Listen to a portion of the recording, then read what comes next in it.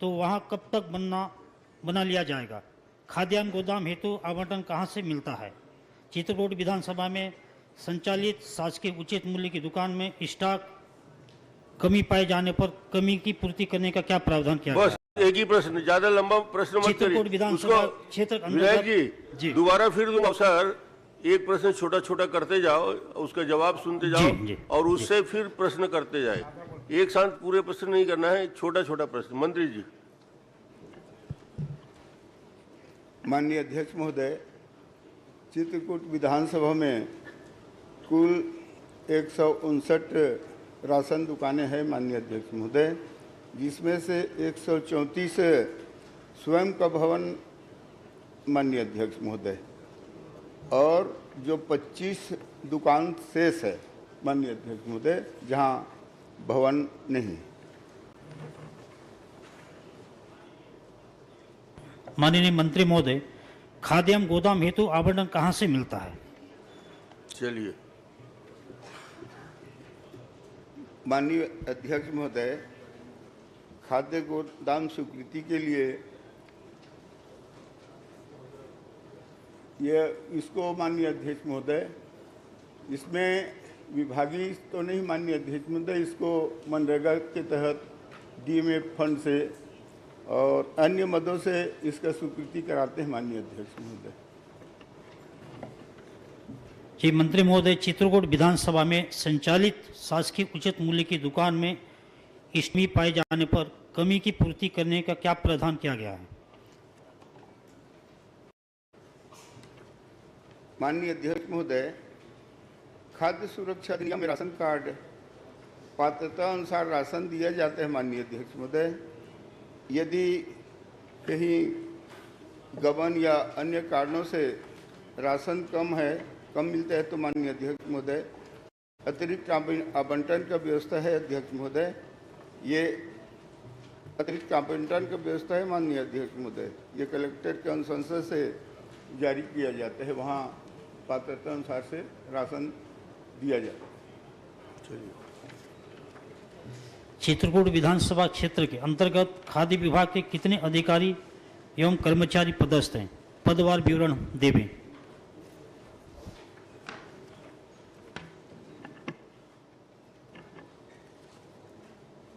माननीय अध्यक्ष महोदय, चित्रकूट विधानसभा में 3 हमारे विभाग के अधिकारी हैं माननीय अध्यक्ष महोदय। एक तो सहायक खाद्य अधिकारी श्रीमती दिव्या रानी हैं और खाद्य निरीक्षक श्री शेख अब्दुल है कादिर और श्री उमेश चौधरी। ये आपकी विधानसभा में 3 पदस्थ हैं। ठीक। प्रश्न क्रमांक 2 श्रीमती संगीता सिन्हा।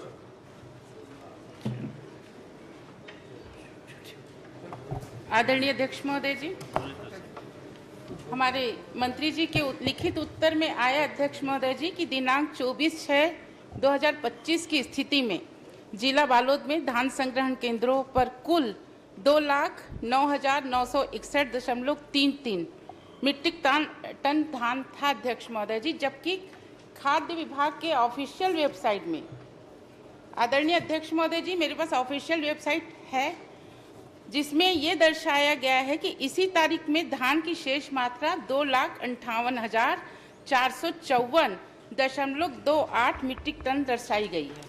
अध्यक्ष महोदय जी, दोनों की मात्राओं में अंतर आ रहा है अध्यक्ष महोदय जी, 48,492.95 मीट्रिक टन का अंतर है।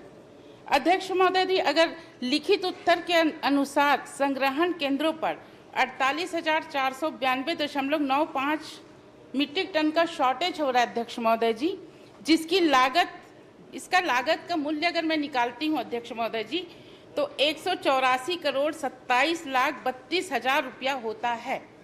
अध्यक्ष महोदय जी, मैं आपके माध्यम से यह जानना चाहती हूँ मंत्री महोदय जी से कि यह धान कहाँ गया और इसके लिए कौन उत्तरदायी है? माननीय अध्यक्ष महोदय, आदरणीय हमारे विधायक जी का जो प्रश्न है मैं डिटेल बता देना चाहता हूँ माननीय अध्यक्ष महोदय।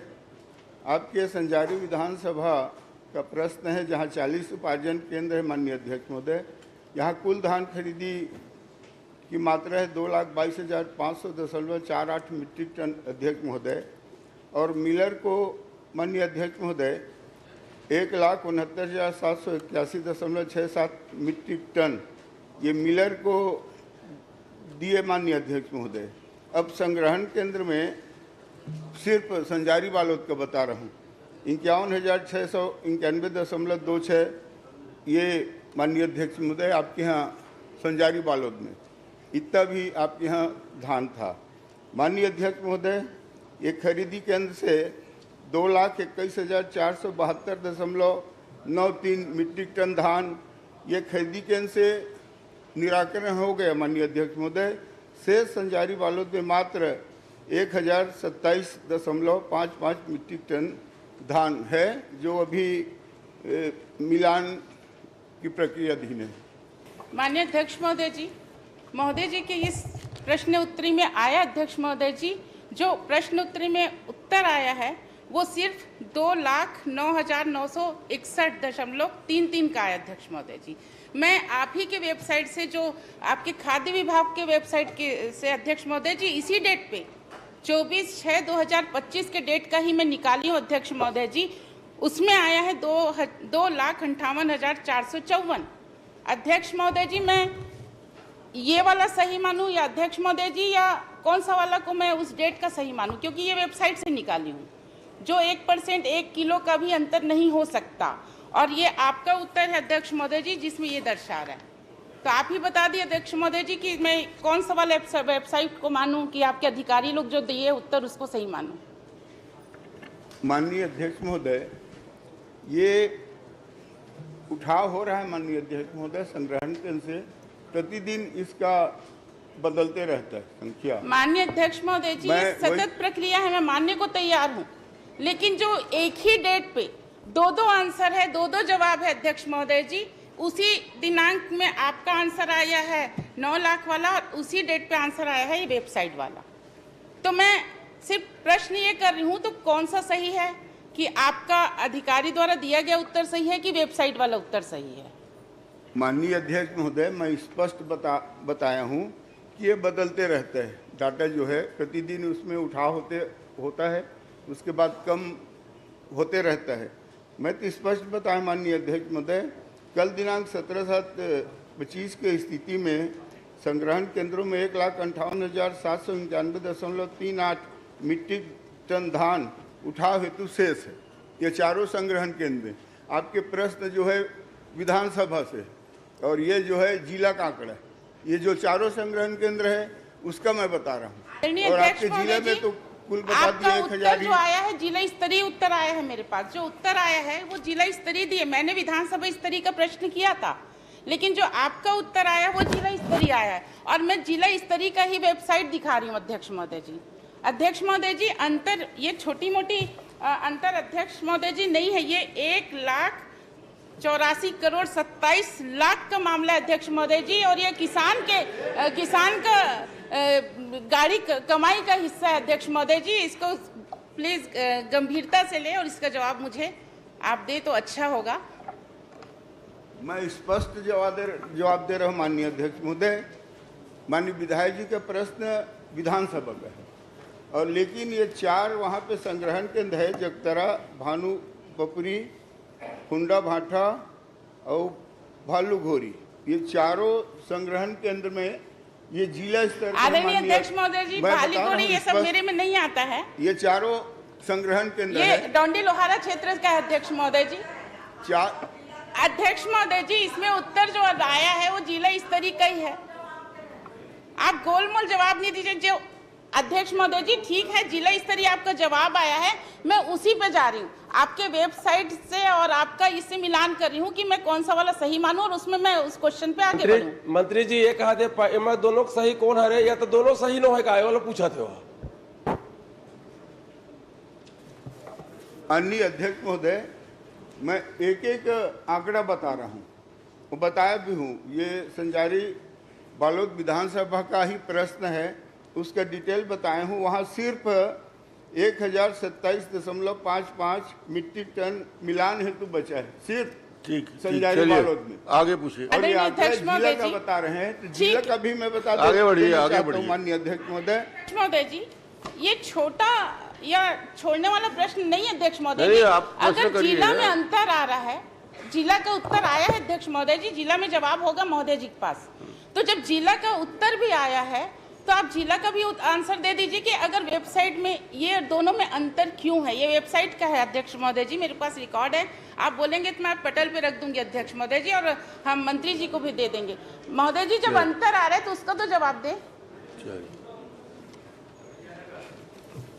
माननीय अध्यक्ष महोदय, 24/6/25 की स्थिति में 2,09,961.33 मीट्रिक टन था और उसके बाद लगातार उठा हो रहा है। माननीय अध्यक्ष महोदय, डाटा तो ठीक, कम हो ये गए। जो जानकारी दे रहे हैं वही सही है। चलिए आगे बढ़िए। आदरणीय अध्यक्ष महोदय जी, इसी में मेरा दूसरा प्रश्न था कि धान के मतलब इसको सुरक्षित, जो धान संग्रहण की कितनी मात्रा में सुरक्षित, कैसे धूप से बारिश से रख सकते। उत्तर आया अध्यक्ष महोदय जी कि धान के स्टेक को कैप कवर सुरक्षित ढकते हैं और जल का नाली बनाए हैं करके। अध्यक्ष महोदय जी, ये मेरे पास फोटो है। अध्यक्ष महोदय जी, मैं जो आपके धान संग्रहण केंद्र में गई थी, वहाँ पे पूरा खुला है अध्यक्ष महोदय जी। ये मैं आपको पटल में भी रखूंगी, महोदय को भी दूंगी। पूरा धान खुला अध्यक्ष महोदय जी, भीगा हुआ है और धान में 4 से 14 इंच तक जरई आगे, उसको छत्तीसगढ़ी में बोलेंगे जरई आगे है। और वो जरई आगे अध्यक्ष महोदय जी, जो कृषि मंत्री लगातार चिल्लाते रहते हैं नैनो खाद, वो डालने का वक्त आ गया है। आपका इतना बड़ा हो गया अध्यक्ष महोदय जी, इसके लिए आपने क्या व्यवस्था किया है। माननीय अध्यक्ष महोदय, धान के स्टेकों को डबल लेयर ड्रेनेज प्लास्टिक बोरी में भूसा भर करके ऊपर सुरक्षित रखा गया है। माननीय अध्यक्ष महोदय, जो विधायक जी बता रहे हैं, मैं भी संग्रहण केंद्र गया हूँ माननीय अध्यक्ष महोदय, वहाँ देखा हूँ। वो जरई की बात कर रहे हैं, तो वो जरई जो है माननीय अध्यक्ष, जो नीचे में जो भूसी है उसमें है, बाकी धान माननीय अध्यक्ष महोदय जी, मैं आपको बोली हूँ कि आपके पटल में रखूंगी और आपको भी दूंगी। ये माननीय मंत्री जी, धान के रख रखाव के लिए सरकार एक तरफ खर्चा की है और उस खर्चा का दुरुपयोग हुआ। धान सुरक्षित नहीं है, धान सड़ चुका है। तो उन कर्मचारी अधिकारी के ऊपर कार्रवाई करेंगे क्या, जिनकी लापरवाही की वजह से हुआ है? प्रश्न ही कर रही हूँ अध्यक्ष महोदय जी। प्रश्न करिए, क्या चाहते हैं आप ये बता चाहते क्या हो आप ये बताइए कि इसमें कितना सुखद हुआ है और कितना धान सड़ा हुआ है। ऐसा कोई प्रश्न आएगा तभी तो। आप तो विवरण दिए जा रहे हो। माननीय अध्यक्ष महोदय, अभी मिलान होने के बाद ही पता चलेगा माननीय अध्यक्ष महोदय। और उसमें धान को बीच बीच में खोला भी जाता है माननीय अध्यक्ष महोदय, कुछ धूप वगैरह के लिए वो दिखा रहे हैं। वो ऐसे ही हो सकता है, लेकिन धूप दिखाने के लिए धान में कोई खराबी नहीं आया है माननीय अध्यक्ष। चलिए भूपेश जी मैं पूछ स्वतः भी गया था, देख के आया। माननीय अध्यक्ष महोदय, पर्याप्त है। अब माननीय सदस्य ने वो जर्मिनेट हुए ऊपर में जर्मिनेट हो गया ऊपर के बोरी में, उसको दिखाई है वो। और उसके बाद भी बोल रहे हैं कि धूप दिखाने के लिए है, तो जर्मिनेशन और बड़ा हो जाएगा। माननीय अध्यक्ष महोदय, माननीय मंत्री जी से मैं जानना चाहूँगा कि आपने जो आंकड़े दिए बालोद विधानसभा का ही मैं पूछना चाहूँगा, जिसमें 1000 मीट्रिक टन धान बचा है। ये आपने अभी मौखिक उत्तर में आपने दिया। इसमें सारे जो धान है वो राइस मिलर उठा लिए हैं। अब इसमें कितने एफसीआई नान के देने के लिए और कितना आपने नीलामी किया है, नीलामी वाले धान कितना है, और जो एफसीआई और नान को जो देना है वो मिलर को दिए हैं वो कितना है। माननीय अध्यक्ष महोदय, मैं भी स्पष्ट बताया हूँ संजारी बालोद विधानसभा का, वहाँ कुल धान खरीदी हुआ था 2,22,500.48 मीट्रिक टन। उसमें हमने मिलर को दिया है 1,69,781.67 मीट्रिक टन मिलर को दिए हैं। संजारी बालोद में मात्र जो धान बचा है 51,691.26 मीट्रिक टन। माननीय अध्यक्ष महोदय, खरीदी केंद्र में वहाँ पे जो खरीदी केंद्र से उठ गया है उसको बता रहा हूँ अध्यक्ष मैं, 2,21,472.93 मीट्रिक टन उठ गया है खरीदी केंद्र से। वहाँ शेष धान 1,027.55 मीट्रिक टन ही संजारी बालोद में ठीक ठीक है। ठीक।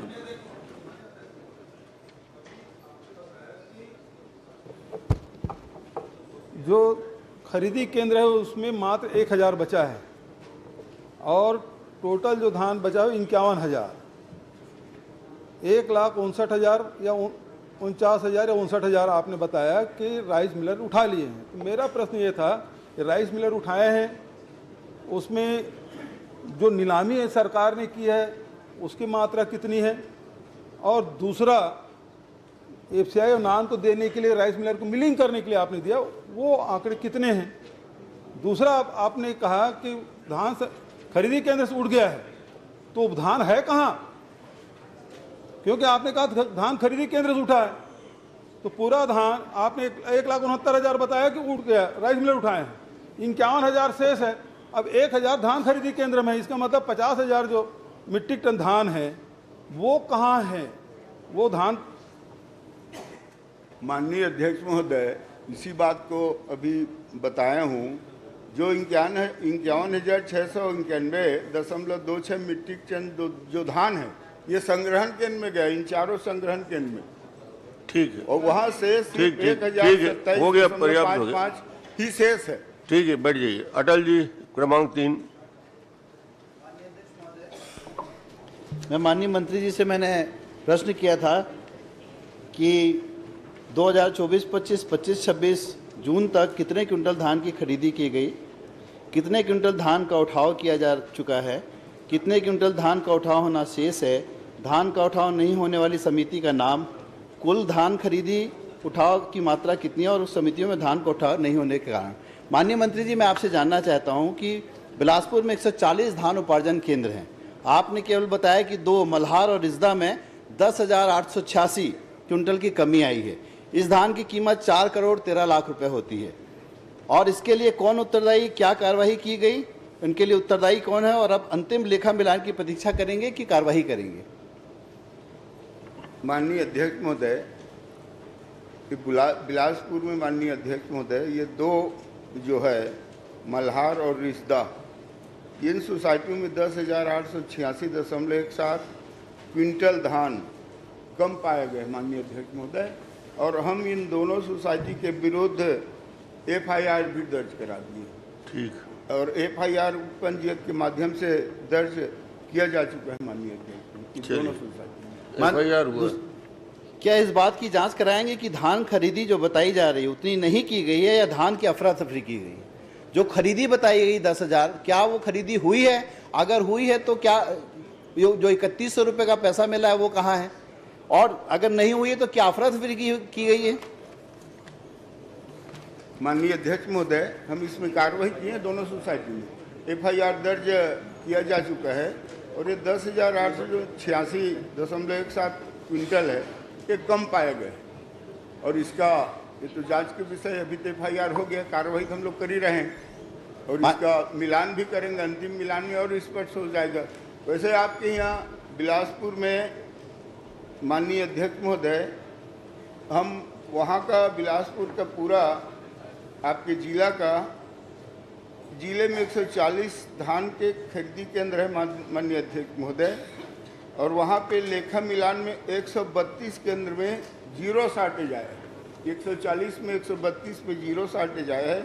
6 केंद्रों का लेखा मिलान प्रगति पर है, और सिर्फ 2 केंद्र है मल्हार और रिश्दा, इन दोनों केंद्र पे FIR दर्ज कराया गया। माननीय अध्यक्ष महोदय, आखिरी 10,886 क्विंटल धान जो कम है, क्या उसे खरीदी मानेंगे या इसकी पूरी राशि 3,100 रुपये प्रति क्विंटल की दर से सोसाइटी से वसूल करेंगे और खरीदी की बताई जा रही मात्रा में से कम करेंगे? आप क्या करेंगे इस पर? माननीय अध्यक्ष महोदय, FIR दर्ज कर दिया गया और मिलान होगा, उसके बाद कार्रवाई निश्चित है, कार्रवाई होगा। वसूली कहाँ करेंगे? माननीय अध्यक्ष माननीय अध्यक्ष महोदय जी, किस स्तर के अधिकारी कर्मचारी के ऊपर आप किए हैं एफआईआर? किन किन कर्मचारी अधिकारी के ऊपर हुआ है ये माननीय अध्यक्ष महोदय जी, मैं ये वहाँ पे जो समिति प्रबंधक वहाँ पे जो जिम्मेदार है उसके ऊपर एफआईआर। माननीय अध्यक्ष महोदय जी, छोटा केवल 4 करोड़ एक विधायक जी, ये मस्तूरी में ये मस्तूरी का ही मामला है माननीय विधायक जी। मल्हार और रिश्दा, मैं पिछले बार भी प्रश्न किया था, जो मस्तूरी में मल्हार और अभी रिश्दा तो का ही मस्तूरी का तो प्रश्न ही नहीं है, पिछले बार का आज क्यों कर रहे हो? हाँ तो ये आया उत्तर में आप ही का आया है। आपका ये कहाँ गया, ये धान कहाँ गया, कैसे वसूली होगा? किसानों का मेहनत की कमाई है, ये कैसे आप इसका निर्णय ले रहे हैं? तय करिए आप मंत्री जी, बताने की कार्रवाई से नहीं। मंत्री जी ने बताया है शॉर्टेज जो है उसकी जांच हो रही है, जांच के बाद जो रिपोर्ट आएगा कार्रवाई करेंगे। सर इतना बड़ा घोटाला माननीय अध्यक्ष महोदय जी, 10,008 जितना धान गायब है, क्रमांक 4 गायब है। आप कह रहे हैं फायदे दर्जे से काम होगा। धर्मजीत जी, चौथा नंबर। अध्यक्ष महोदय, मैं जो प्रश्न पूछा था वो संशोधित कर दिया गया है अध्यक्ष महोदय। मैं अभी देखा कल रात को, मैं पूरे प्रदेश के जिलों के बारे में पूछा था और तखतपुर भर लिख दिया गया है। मैं तखतपुर के बारे में तो पूछा ही नहीं हूँ अध्यक्ष महोदय। तो मैं आपसे विनती करता हूँ कि इसको अगले सत्र के किसी दिन रख लीजिएगा साहब। चलिए अगले सत्र में ले लेंगे जी, धन्यवाद। क्रमांक 5 श्रीमती चात्री नंद।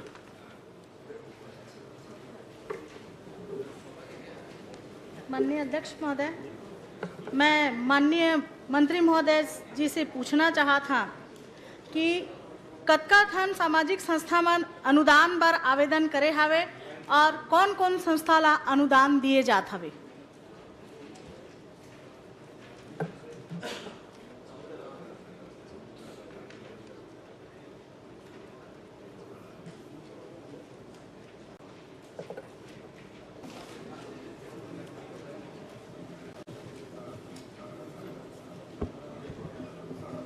माननीय अध्यक्ष महोदय,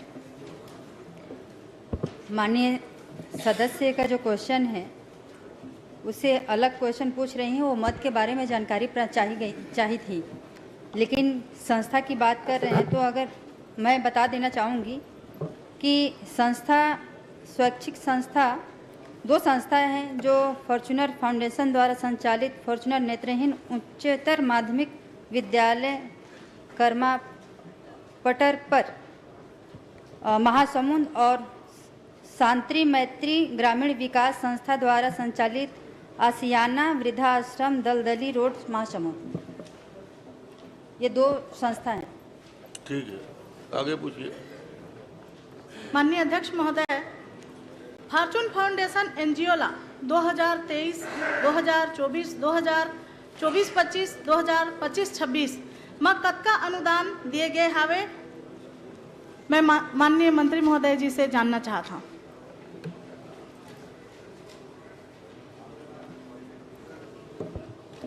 माननीय अध्यक्ष महोदय, फॉर्च्यून फाउंडेशन द्वारा 2023-24 में 23,59,440 रुपये का अनुदान दिया गया है और 22-23 में 23 लाख और 23-24 में 23,32,112 रुपये का अनुदान दिया गया।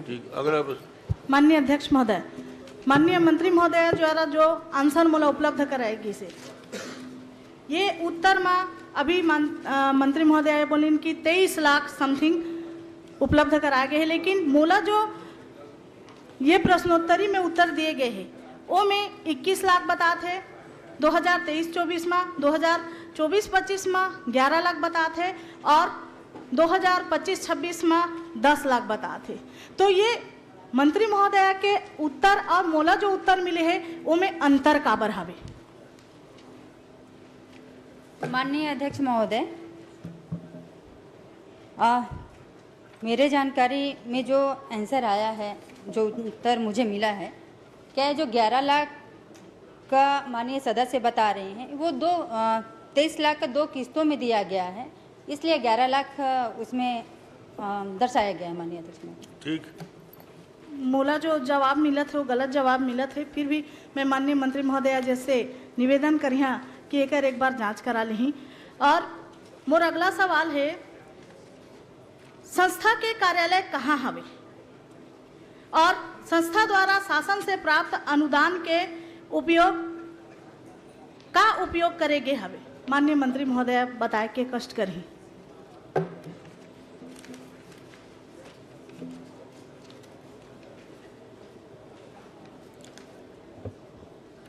माननीय अध्यक्ष महोदय, संस्था ये फॉर्चून नेत्रहीन उच्चतर माध्यमिक विद्यालय कर्मा पटपर महासमुंद पे है और ओकर उपयोग बजट के उपयोग माननीय सदस्य पूछा था। कहाँ कहाँ खर्च किए? माननीय अध्यक्ष महोदय,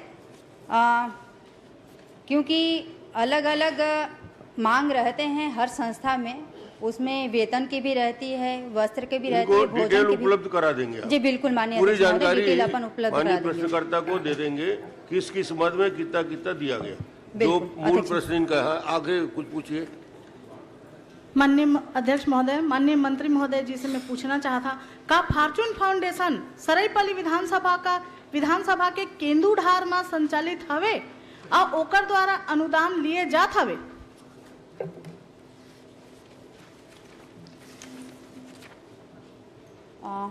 माननीय अध्यक्ष महोदय, एक बार संस्था का नाम पुनः दोहराएंगे। संस्था का नाम बताइए। फॉर्चून फाउंडेशन सरायपाली विधानसभा के केंदुढार में संचालित हवे का? माननीय अध्यक्ष महोदय, ये फॉर्चून नेत्रहीन विद्यालय जो है वो कर्मा पटपर महासमुंद में ही संचालित है। बस एक ही जगह। बहुत हो गया माननीय अध्यक्ष महोदय, पर्याप्त हो गया ना? औ बचे है मोर क्षेत्र के बात है तो 2 मिनट मोला समय देवा। हाँ छोटे छोटे पूछ ले चल भाई। पिछले समय मूल विधानसभा सत्र के दौरान ये जवाब उपलब्ध कराए गए रही से कि फॉर्चून फाउंडेशन सरायपाली के केंदुढार में चलत हवे और वहाँ ओमन हर अनुदान दे थे, लेकिन ये सिर्फ कागज में ही संचालित हवे का एकर ऊपर कार्रवाई करही मैडम जी? माननीय अध्यक्ष महोदय, ये सिर्फ संचालित कर्मा पटपर पे ही है और अगर माननीय सदस्य को ऐसा लग रहा है कि पूर्व सत्र के दौरान उनके क्वेश्चन में ऐसा विषय आया है तो मैं एक बार चेक करवाऊंगी। कोई शिकायत है तो आप दे दीजिए, जांच करा लेंगे। धन्यवाद। भैयालाल रजवाड़ी जी। महोदय, एक नाम चुन और तो सभी बात के जवाब दे रही है ना? नाम चुन सवाल जांच पर बोल रहे, सब बोल रहे। क्या बात की? चल आखिरी क्षेत्र में एक संस्था संचालित हवे उड़ान करके और एक महिला हर संचालित करत हवे और लगभग 10 साल हो गए है। उड़ान के नाम से वो संस्था संचालित होवत है, लेकिन वो संस्था ला आज तक के अनुदान नहीं मिल पाए है। मैं माननीय मंत्री महोदया से निवेदन करना चाहा हूँ कि मोर क्षेत्र के वो संस्था ला भी अनुदान दिए जाए, ऐसे मैं निवेदन करा। परीक्षण करा लेंगे। चलिए भैयालाल रजवाड़ी जी। भैयालाल जी आज पहली बार विधानसभा में इस सत्र में खड़े हुए हैं और आपको पूरा छत्तीसगढ़ देखना चाहता है चश्मा और टोप के साथ, तो आप थोड़ा अच्छे से प्रश्न करिए। पहले से डरवा दे रहे हो आप। माननीय अध्यक्ष जी, अध्यक्ष महोदय, इनका बहुत जबरदस्त मूवी बन रहा है। वो रोल फाइनल हो गया है। आपके साथ हम लोगों को कॉम्प्लेक्स देते हैं सारे युवा विधायकों को। ये अभी शूटिंग ऑफ इंडियन सिलेक्शन हो गया है शिकारिक भूमिका के लिए। अभी शूटिंग स्थल से ही सीधे आ रहे हैं। और भैयालाल जी के प्रश्नों का सही उत्तर मंत्री देंगे तो ये टोपी निकाल के डिंग डांग करेंगे। चलिए प्रश्न करिए। माननीय अध्यक्ष महोदय, मेरा प्रश्न का उत्तर मंत्री महोदय के यहाँ से आ गया है, लेकिन कुछ सही है कुछ गलत भी है। लेकिन मैं उसको मंत्री महोदय जी को गलत नहीं मानता, मैं उनके विभाग को गलत मानता हूँ कि वो गलत जानकारी देते हैं। मैंने जो पूछा था उसके हिसाब से जानकारी सही नहीं दी है। कितने आवेदन विकलांगों के लिए आया था? बोले मात्र 21 आवेदन आया है। 2018 से 25 तक का 21 आवेदन आया है और 21 का 21 निराकरण हो गया। ये कहाँ है भैया? और आवेदन नहीं आए थे क्या? कि गलत जानकारी दे के उनको फंसाने का वो करते हैं, तो बातबाजी विभाग वाले करते हैं। मेरे तरफ से सब ठीक है। मंत्री जी का कोई मैं ज़्यादा पूछताछ नहीं करूँगा।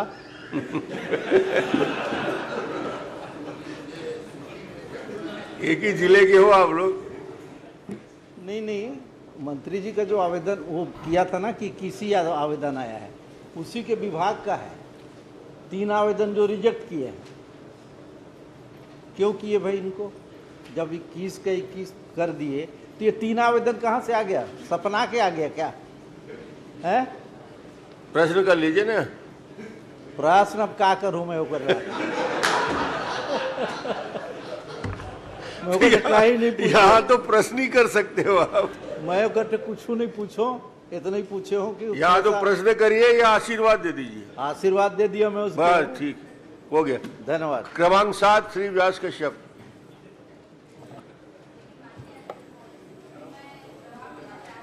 अच्छा, 1 मिनट, जवाब देना चाहती। चलिए। अध्यक्ष महोदय मैं जी, तो आगे बढ़ा दिया था। क्या डिपार्टमेंट मेरे पास है? इतना बड़ा आरोप तो नहीं। माननीय अध्यक्ष महोदय जी, माननीय वरिष्ठ सदस्य का और हमारे मार्गदर्शक भी हैं, उनके प्रश्न में ये था कि बैकुंठपुर जिला कोरिया, उन्होंने अपने प्रश्न में ये पूछा है कि बैकुंठपुर जिला कोरिया में कितने आवेदन दिव्यांगों के आए हुए हैं।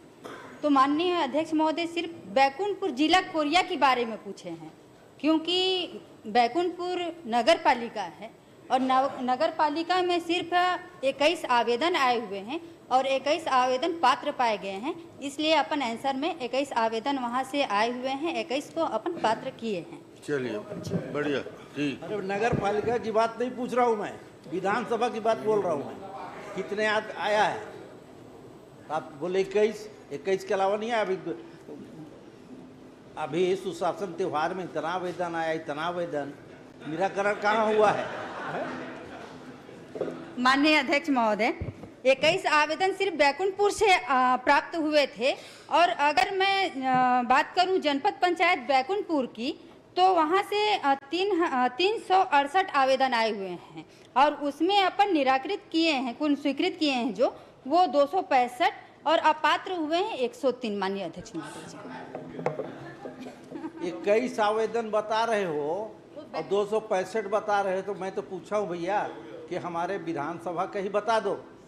तो केवल 21 आवेदन आया, 21 का 21 निराकरण हो गया। तो ये 3 आवेदन भैया कहाँ से आया है?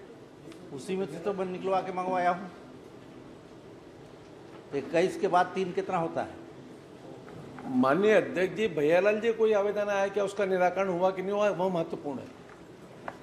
नहीं, अब मैं तो उस बारे में पूछिए नहीं रहा हूँ। आज विकलांग कितने प्रकार के होते हैं वो मैं पूछा कहाँ हूँ अभी। चलिए इस बात को समाप्त कीजिए अब। चलिए, ठीक। व्यास कश्यप जी। माननीय अध्यक्ष महोदय, मैंने प्रश्न किया था कि जांजगीर चांपा विधानसभा के अंतर्गत राशन दुकान की जानकारी संबंध में जो जानकारी आई है, और छत्तीसगढ़ बनने के बाद भी यह चिंताजनक विषय है कि मोदी जी की गारंटी और 3-3 महीने तक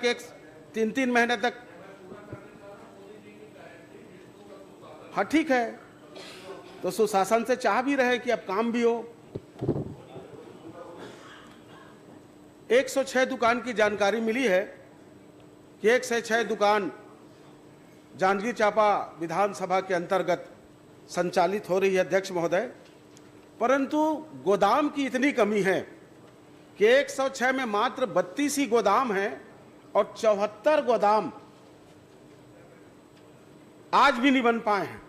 और कई जो दुकानदार है जो गोदाम में नहीं है, प्राइवेट में है, 3-3 महीने का राशन आप लोगों ने इस बार बरसात के पहले उनको दिया है, तो रखने की भी समस्या है। तो क्या माननीय मंत्री महोदय, उनके लिए क्या गोदाम आप उपलब्ध करा पाएंगे?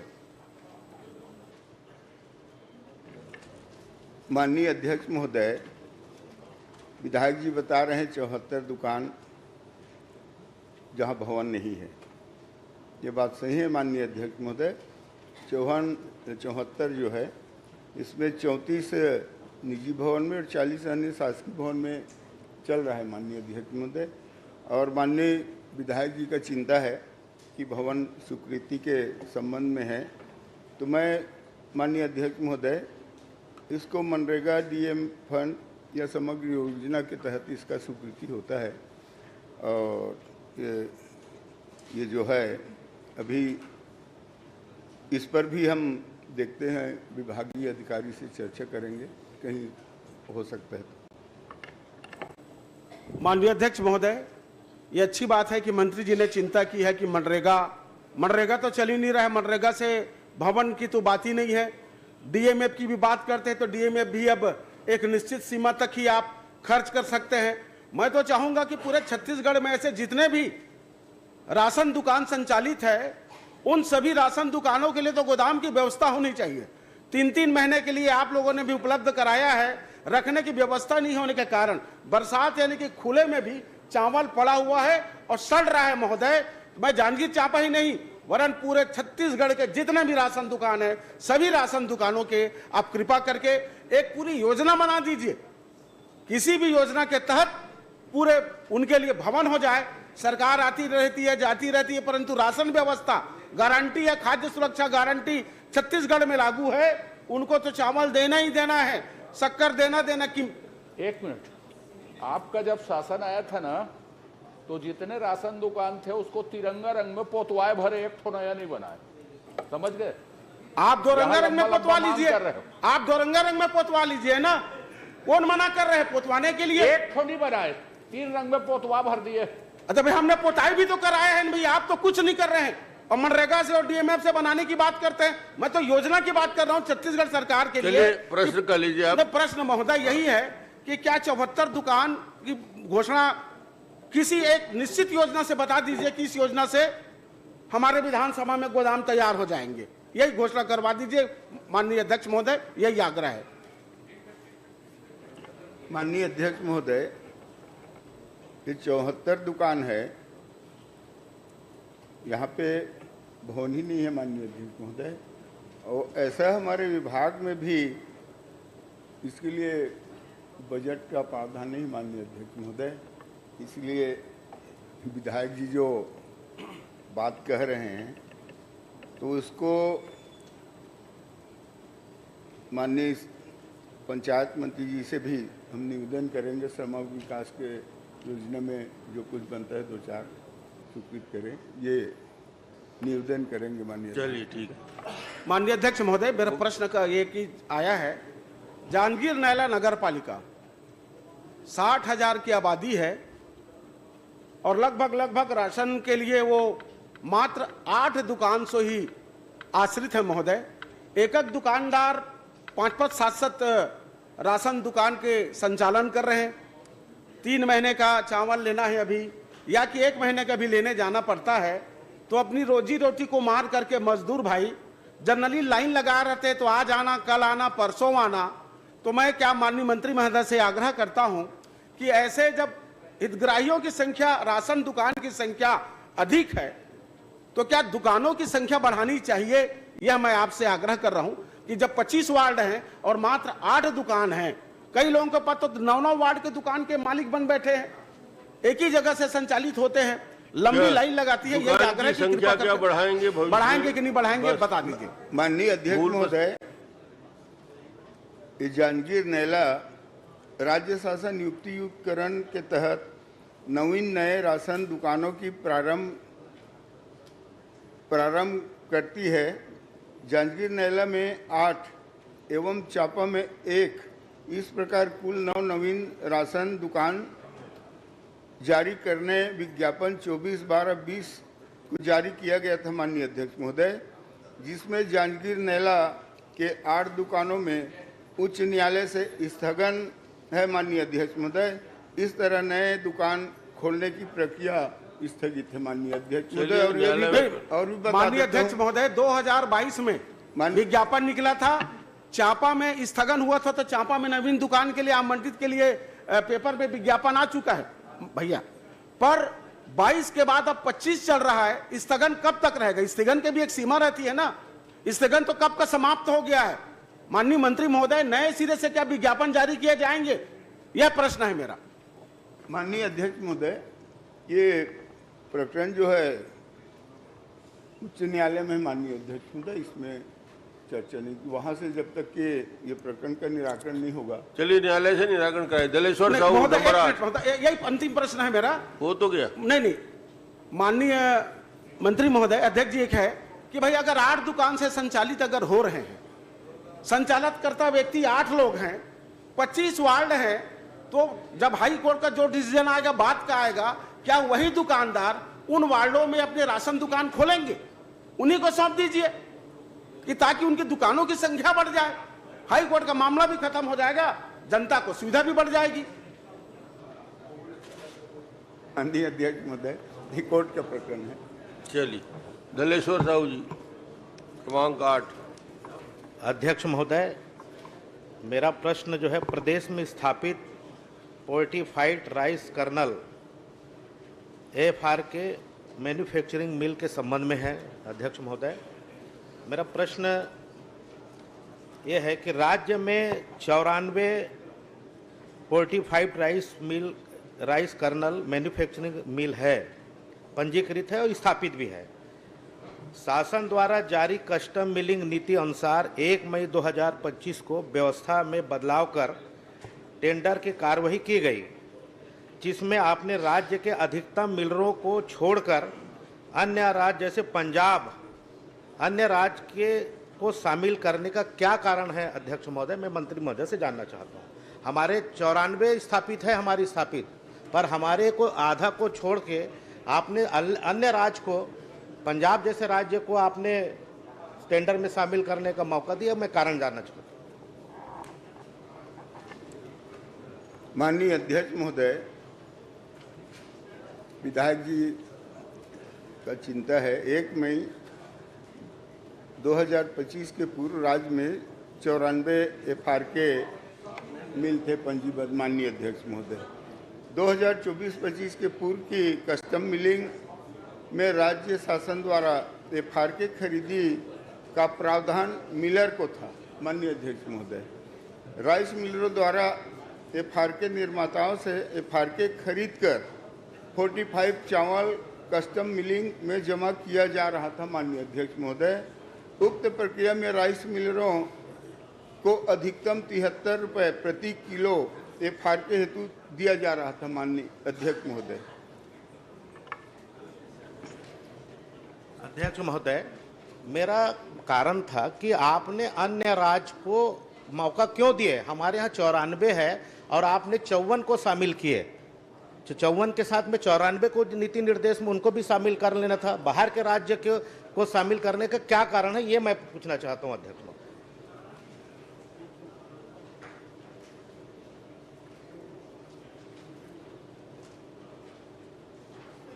माननीय अध्यक्ष महोदय,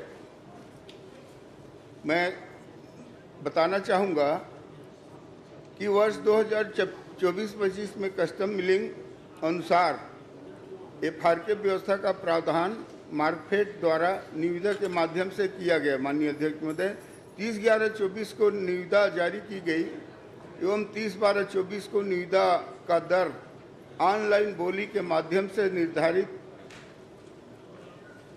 था, किंतु उच्च न्यायालय का स्थगन होने के कारण पूरी प्रक्रिया 15/4/2025 को पूर्ण कर ली गई। माननीय अध्यक्ष महोदय, उसके बाद मैं कहना चाहूँगा माननीय हमारे आदरणीय विधायक जी को कि FRK की टेंडर प्रक्रिया में पूरे राज्य के 33 जिलों को 19 ग्रुप में बांटा गया। माननीय अध्यक्ष महोदय, जिसका उद्देश्य अधिकतम मिलों की भागीदारी सुनिश्चित करना था। इस 19 ग्रुप में कुल 54 FRK निर्माताओं को FRK सप्लाई हेतु सूचीबद्ध किया। माननीय अध्यक्ष महोदय, जिसमें से 43 निर्माता छत्तीसगढ़ राज्य के हैं और 11 बाहर के हैं। माननीय अध्यक्ष महोदय, मैं बताना चाहूँगा आदरणीय विधायक जी को इसमें हमने सभी भागीदारी के लिए निविदा नियमों में माननीय अध्यक्ष महोदय अनुभव, टर्नओवर, अमानत एवं सुरक्षा निधि में छूट, किराए के मिलों को भाग लेने की अनुमति का प्रावधान किया। माननीय अध्यक्ष महोदय।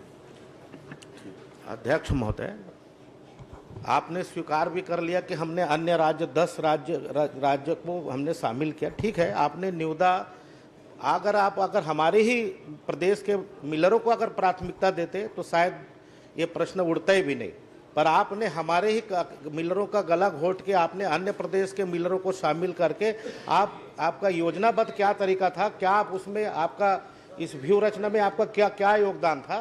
चलो ठीक है साहब, मैंने दूसरा क्वेश्चन चाहता हूँ।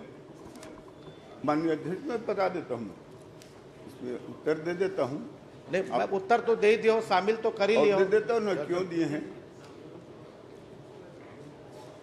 माननीय अध्यक्ष महोदय, 19 ग्रुप में जो एफआर के निर्माता सबसे कम L1 पर काम करने को तैयार, उसे भी सूचीबद्ध कर काम दिया गया है। माननीय अध्यक्ष महोदय, और इसमें स्पष्ट रूप से मैं कहना चाहूँगा माननीय अध्यक्ष महोदय, वर्तमान व्यवस्था से एफआर के क्रय एवं उसके मिलिंग हेतु मात्र 53 रुपये प्रति किलोग्राम व्यय हो रहा है। माननीय अध्यक्ष में, जिससे इस वित्तीय वर्ष में लगभग हमारे सरकार का 100 करोड़ रुपए बचत का अनुमान है। चलिए, बहुत अध्यक्ष महोदय, इसमें भी हो गया ना, बहुत। आप जब रेट बता दिया है तो मैं वही पूछना चाह रहा हूँ अध्यक्ष महोदय, आपने वित्तीय घाटा की बात कर रहे हो तो मैं ये पूछना चाहता हूँ, जिन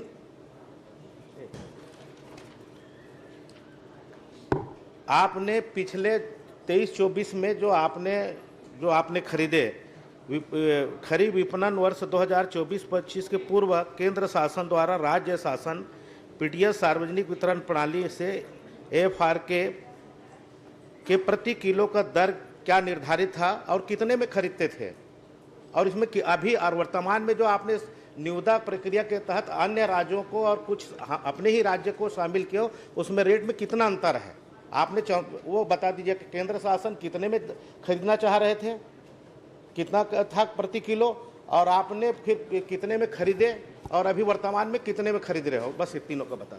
माननीय अध्यक्ष महोदय, मैं माननीय विधायक जी को बताया हूँ कि ये 73 रुपये प्रति किलो पूर्व की व्यवस्था में था। वर्तमान में जो है माननीय अध्यक्ष महोदय, इसका जो अभी जो रेट आया है उसमें माननीय अध्यक्ष महोदय 46 रुपये औसत दर है। माननीय अध्यक्ष, चलिए, बहुत बता दो, सब बता दीजिए। मैं ये पूछना चाह रहा हूँ, सुनो अजय चंद्राकर जी। अध्यक्ष महोदय, 1 मिनट बस, आखिरी क्वेश्चन, आखिरी सर। अध्यक्ष महोदय, छोटे छोटे पूरी जवाब दे दिए। नहीं, पूरे अधूरा है साहब अध्यक्ष, इससे ज्यादा और क्या बताएं? आधा थोड़ा सा। मंत्री महोदय कि आपने 71 रुपया में जो आपने रेट बताया हो, क्या उस रेट में व्यापारी को दिए हो क्या? यस नो में उत्तर चाहिए मेरे को। आपने 71 रुपये तो जारी किए हो, आपने 71 रुपये बता रहे हो, क्या वो व्यापारी को 71 रुपये दिए हो क्या? ये मैं जानना चाहता हूँ मंत्री। यस या नो, हाँ या नहीं? यस और नो, यस और नो। ये पूर्वक बात कर रहे हैं। पूर्व में आपने कहा कि केंद्र शासन ने 71 रुपये में मांगा कि हम 71 रुपये देंगे प्रति किलो, पर क्या आपने व्यापारी से 71 रुपया दिए हो क्या? नहीं, अभी नहीं, अभी का तो नहीं, पूर्व में 71 रुपये दिए हो। 73 रुपए के हिसाब से भुगतान। मैं वही उसी को कंफर्म करना चाह रहा हूँ। एक मिनट साहब, केंद्र सरकार ने 71 रुपये तय कर दिए, आपने व्यापारी को 71 रुपये दिए क्या पूर्व में? मैं यही चाहता हूँ।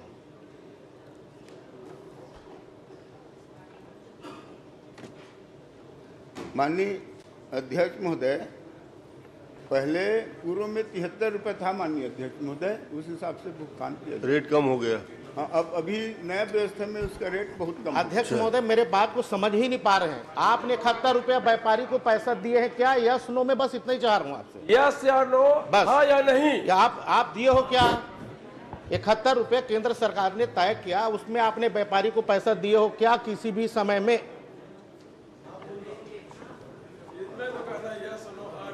उसको दिए हैं। चलिए, बस यही चाह रहे हैं। अजय चंद्राकर जी, प्रश्न क्रमांक 9।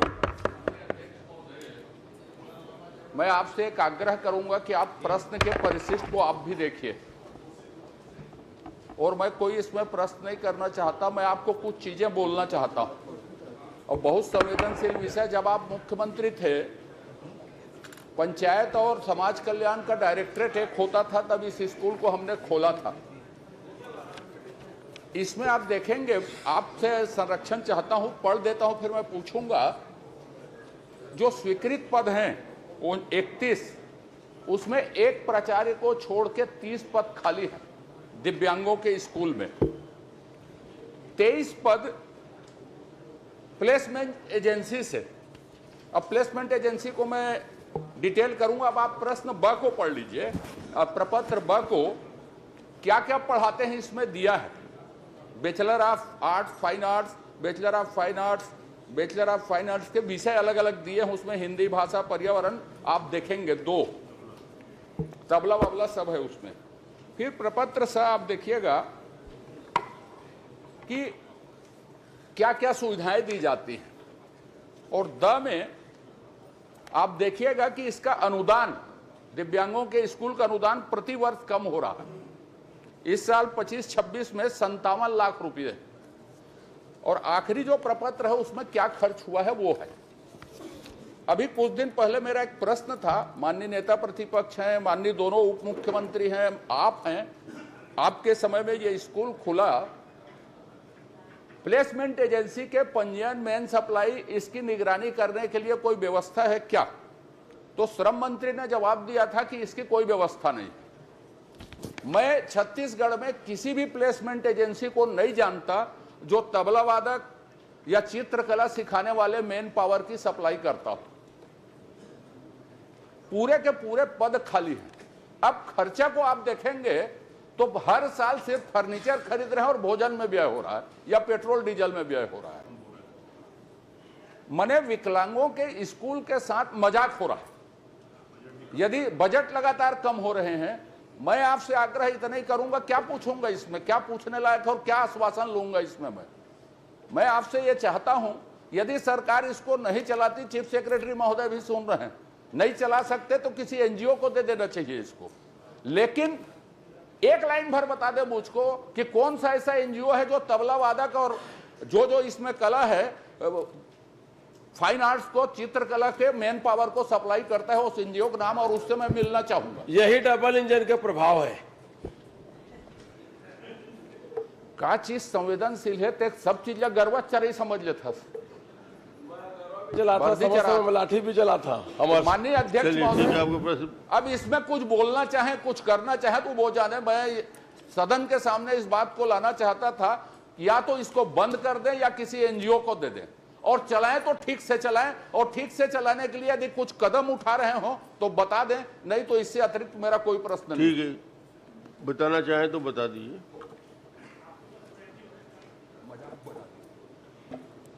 माननीय अध्यक्ष महोदय, वाकई में माननीय वरिष्ठ सदस्य ने जो प्रश्न लगाए हैं काफ़ी संवेदनशील है, काफ़ी गहराई है इस प्रश्न में।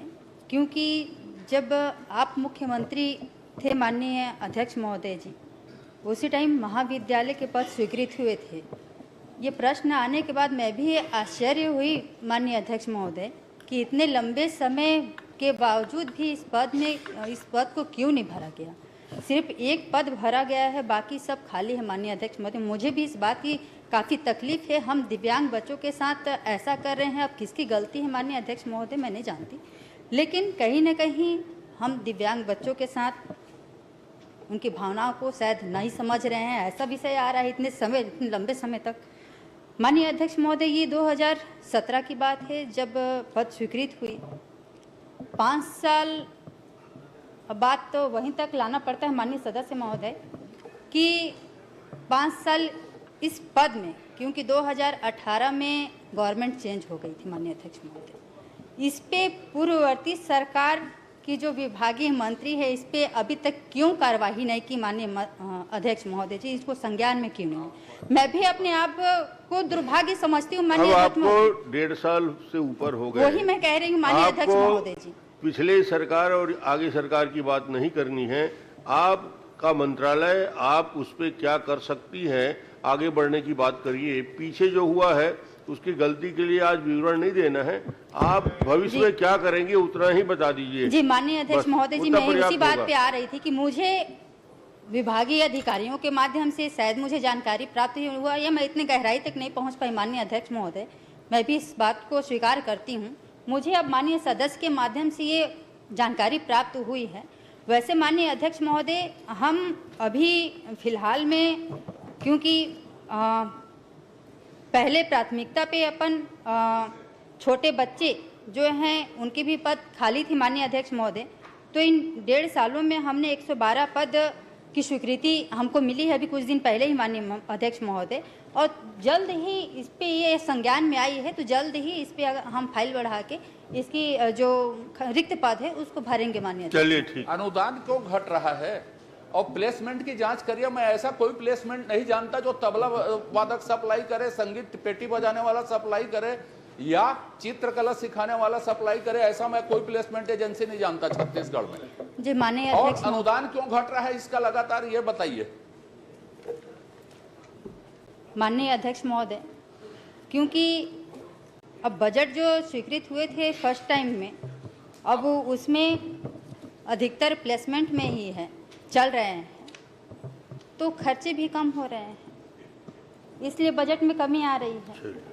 और बाकी चीज मैं माननीय सदस्य जी को उपलब्ध करा दूंगी। माननीय मैं इस मामले को पूरा सदन जाने, मुझे अलग से कुछ नहीं जानना है, संवेदनशील है। मैंने उल्लेख किया, दोनों उप मुख्यमंत्रीगण भी बैठे माननीय मंत्रीगण करके, चीफ सेक्रेटरी साहब का भी उल्लेख किया। आपका प्लेसमेंट शुरू से चल रहा है, रिक्त पद शुरू से खाली है, तो 97 लाख से 57 लाख क्यों आ गया? वो तो प्लेसमेंट शुरू से चल रहा है। क्या कारण है कि आप अनुदान उसका घटवा रही? ये जो स्थिति में चल रहा हो तो खुला उस दिन से चल रहा है, आपने स्वीकार किया। तो आप कब तक इसको पूरे मामले को देख के ठीक करेंगी ये बता दीजिए, अवधि बताइए, नहीं तो इसको प्राइवेट को दे दीजिए विज्ञापन निकाल के, दोनों में से एक रास्ता तय कीजिए। माननीय अध्यक्ष महोदय, दिव्यांगों के साथ मजाक नहीं होना चाहिए। माननीय अध्यक्ष महोदय जी, क्योंकि पद रिक्त हैं और वेतन मद में कमी पद के कारण रिक्त के कारण कमी आ रही है। माननीय अध्यक्ष महोदय जी, मैं इस बात को पहले भी कही कि विषय गंभीर है और अपन जल्दी ही इस पे कार्यवाही करेंगे। माननीय अध्यक्ष महोदय, जल्दी कार्रवाई करिए। ठीक है, राघवेंद्र कुमार जी 10 अध्यक्ष महोदय, मैंने उपभोक्ता आयोग के राज्य जिला के लंबित प्रकरण और रिक्त पदों की जानकारी मांगी थी। समय का मैं पॉइंटेड सवाल आपसे पूछ लेता हूं, कितने जिलों में इसका गठन नहीं किया गया है, और जो रिक्त पद हैं 20 और 3 जिसकी आपने जानकारी दी है, चूंकि उपभोक्ता परेशान है, ये पद कब तक भर दिए जाएंगे?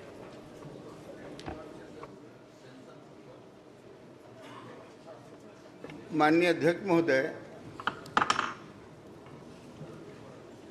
विभाग भी चाहते हैं माननीय अध्यक्ष महोदय कि पूर्ण मंशा है कि नियुक्तियां की जाए, किंतु 21/5/2025 के पूर्व तक माननीय उच्च न्यायालय द्वारा नियुक्तियों में रोक लगाई गई थी माननीय अध्यक्ष महोदय, इसीलिए भर्ती नहीं हो पाया है। मैं माननीय विधायक जी को कहना चाहूँगा कि दिनांक 21/5/2025 को माननीय उच्चतम न्यायालय द्वारा भारत सरकार को 4 माह के भीतर नवीन भर्ती नियम बनाने की निर्देश दिए हैं माननीय अध्यक्ष महोदय, और भारत सरकार से नवीन भर्ती नियम प्राप्त होने के पश्चात समय सीमा में भर्ती की कार्यवाही की जाएगी माननीय अध्यक्ष महोदय। ये माननीय विधायक मंत्री जी इतना बता दें, जैसे जिन जिलों में नहीं है, क्या अतिरिक्त प्रभार देके वहां पे उपभोक्ताओं की बात को सुना जाएगा? माननीय अध्यक्ष महोदय, इसी बात को बताए हूँ कि अभी जो है आप जो पूछ रहे हैं न्यायालय का प्रकरण है। अब अभी तो हम यहाँ माननीय अध्यक्ष महोदय प्रश्नकाल समाप्त। आज माननीय सदस्य श्री धर्मजीत सिंह